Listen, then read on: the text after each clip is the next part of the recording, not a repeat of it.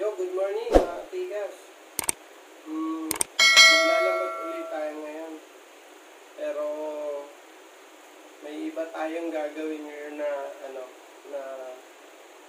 na klase naman. Gagawin natin yung mga mahuhuli natin, ipamimigay natin. Kasi may dahilan, para maipa naman namin, maipamigay dahil naka 1,000 subscribers na kami.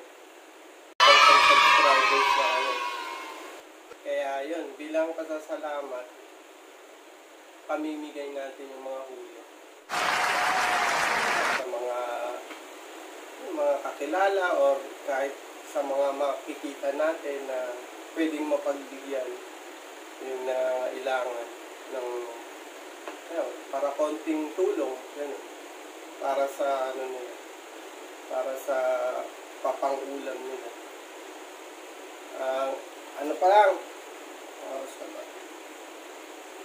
5:29 AM. Yun, sama ko si Katigas Bird. Maglalambat kami para mapakita namin sa inyo. Actually, hindi naman yan bago sa amin yung ipamigay yung huli namin. Kasi kahit doon pa, simula't simula, hindi naman namin pinagkakitaan yun or ibinibenta yung nahuhuli namin. Pinamimigay din namin. Kaso lang hindi namin rini-record or pinapakita sa inyo. Kaya, yun. Nga pala, naalala ko. Merong isang nag-message sa sa message ko na yung pinaglalambatan daw ba kung siya, palaisdaan. Sagot ko ay no.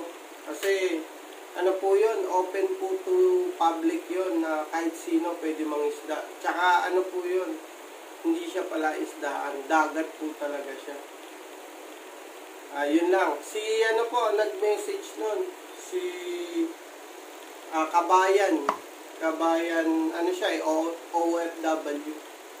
Siya yung nag-message sa akin. Tapos, yun, sa tita ko, yung si Ate Pining, shout out po. Yun, laging araw kayo nakikinig.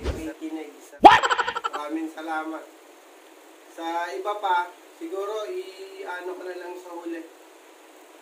Papakita ko na lang sa huli yung mga nagpapa-shout out. Kasi di ko kayang tandaan lahat. Yun lang, mga katigas. Hanggang mamaya, hindi ko na rin ipapakita yung pagbiyahe namin. Kundi doon na lang mismo sa paglalambatan ulit. Yun, sana swertihin. Samahan nyo kami. Tama. Good morning, mga katikas.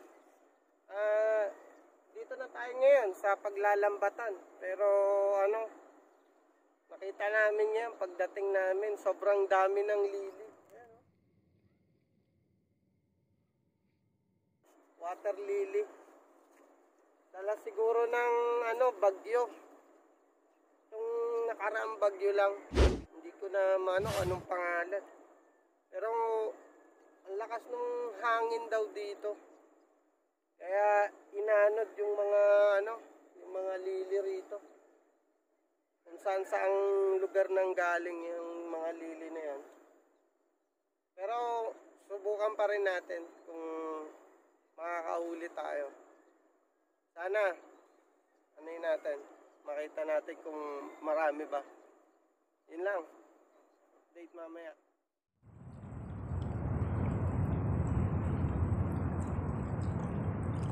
Ayan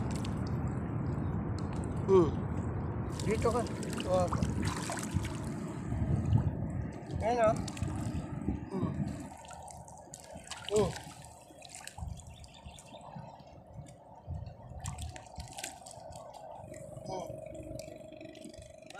naman sana namin ipamimigay yung mga huli ngayon.